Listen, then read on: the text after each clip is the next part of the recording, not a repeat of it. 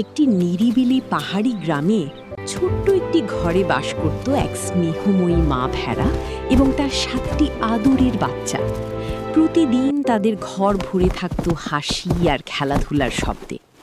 কিন্তু সেই শান্ত পরিবেশের বাইরে একটি চতুর শিকারী নেকড়ে সবসময় সুযোগ খুঁজে বেড়াত।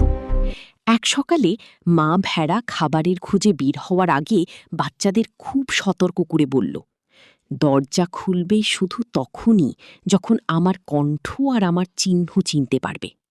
বাচ্চাগুলো মাথা নেড়ে রাজি হলো, কিন্তু তাদের ছোট মন তখনও বিপদের গভীরতা বুঝতে পারেনি।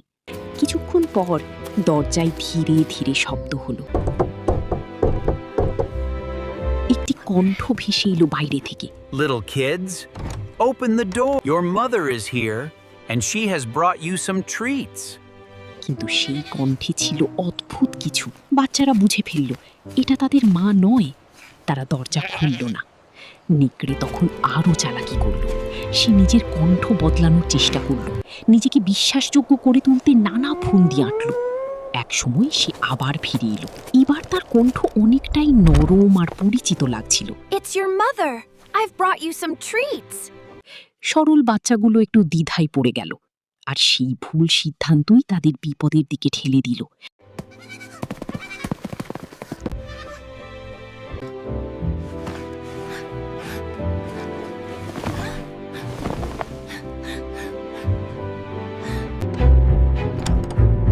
দরজা খুলতেই নেকড়ে ঝড়ের মতো ভেতরে ঢুকে পড়ল। মুহূর্তেই ঘরটা ভয়ে ভরে গেল। সব বাচ্চা ছুটে লুকাতে লাগলো, কেউ পর্দার আড়ালে, কেউ টেবিলের নিচে, কেউ আলমারির কোণে।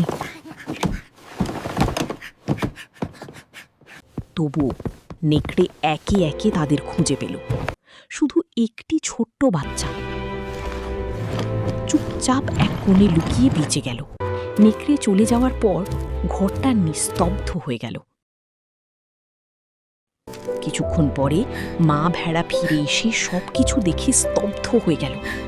বেঁচে থাকা বাচ্চাটি কাঁদতে কাঁদতে সব বলল। মা ভেড়ার চোখে তখন আর ভয় ছিল না, ছিল শুধু দৃঢ়তা। সে বুঝল এখনই সময় সাহস দেখানোর। অবশেষে সে নেকড়েকে খুঁজে বের করল। সে তখন নিশ্চিন্তে বিশ্রাম নিচ্ছিল। মা ভেড়া নিজের বুদ্ধি আর সাহস দিয়ে তার বাচ্চাগুলোকে উদ্ধার করল।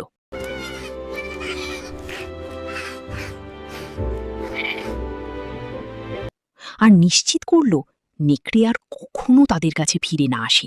শেষে ছোট্ট ঘরটিতে আবার প্রাণ ফিরে এলো। কিন্তু এবার বাচ্চাগুলো শুধু খেলাধুলা নয়, একটি বড় শিক্ষা নিয়েও বড় হতে শুরু করলো।